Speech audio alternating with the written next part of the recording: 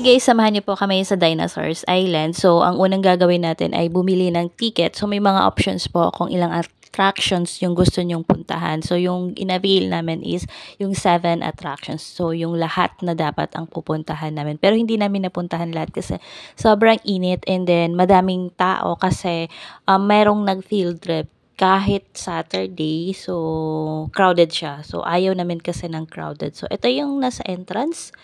So, ayan, may makikita kayong isang malaking dinosaur. So, ayan siya guys, oh.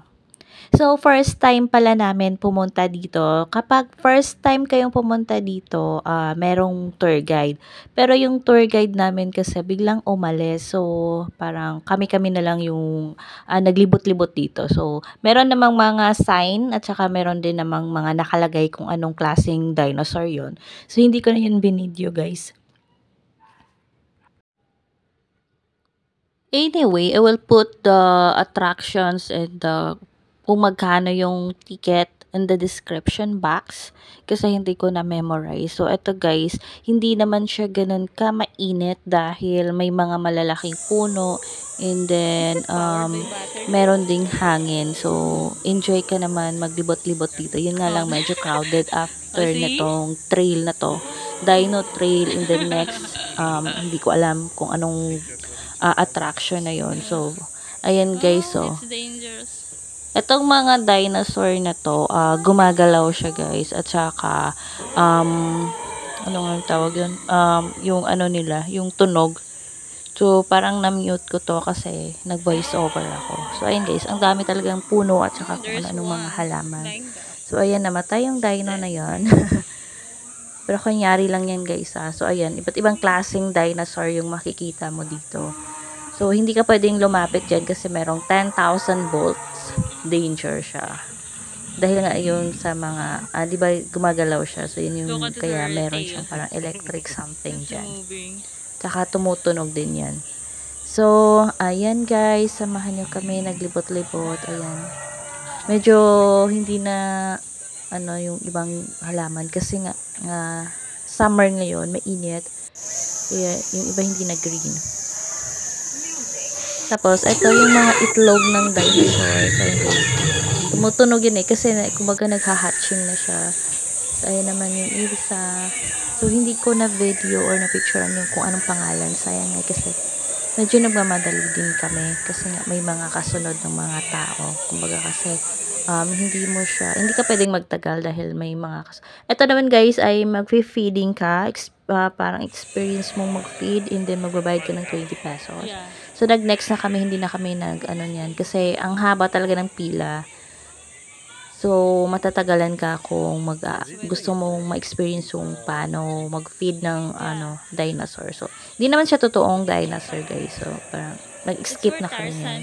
So, eto, next na kami. Libot-libot lang talaga ang mo dito. So, kapag pumunta ka dito, dapat magsuot ka ng proper attire or proper clothes.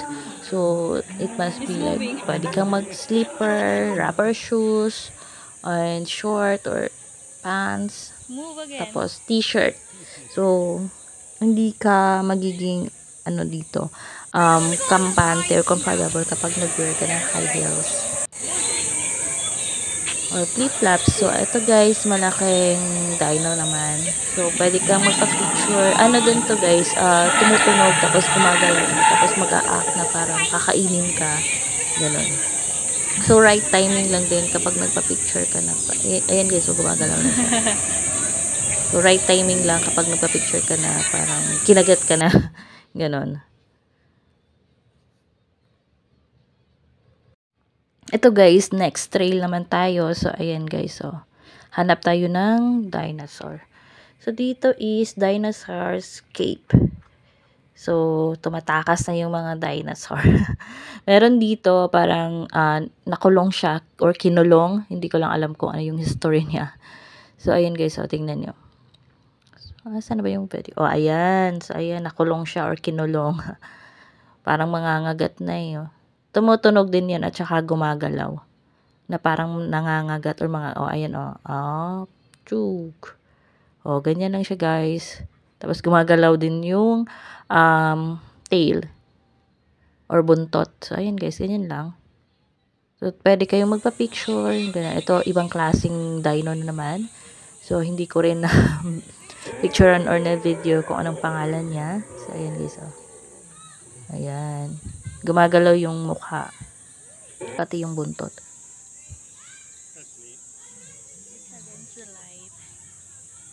Ang cute nga ng mga dinosaurs. So, ayun guys, oh. May mga malalaki, may mga maliliit. So, meron din parang, kung titignan na parang totoo talaga siya. So, hindi naman siya totoo guys, ha. So, ayun guys, parang real lang talaga siya. So, ayan. So, actually, hindi ko na video lahat ng mga attractions doon. Kasi nga, minsan matao. Ayoko mag-video ng madaming tao dahil ayoko lang kita yung ibang tao kasi nga for their privacy naman. So, ayun guys, yung mom at saka baby dino, ayan yung baby dino nasa back ng mami niya. So, ayun guys, tumutunog din yan. Pakinggan nyo na lang po. So, eto, kakaibang klase din. So, ayun guys, gumagalaw at saka may boses din siya or tumutunog or ano ba tawag doon. So, eto, next trail is the Dino World. So, ganyan yung pagka-video ko kasi ng so, pag Dino World, Dino World, so parang meron mga mascot na dinosaurs. So, ayun guys, sumasayaw sila. Parang acting din ng mga ngagat, pero wala po. Harmless po sila guys kasi ano lang natin mascot. So, yung ibang mga bata, natatakot. So, ayun yung mga nag-field trip yung kasama. So, kapag dito naman guys, kapag walk iba, dito kami sa kabilang side yung mga walk. So, mga nasa field trip, so, or sa school, or in group, so, dyan sila sa kabila. So, ayun guys, stop up there.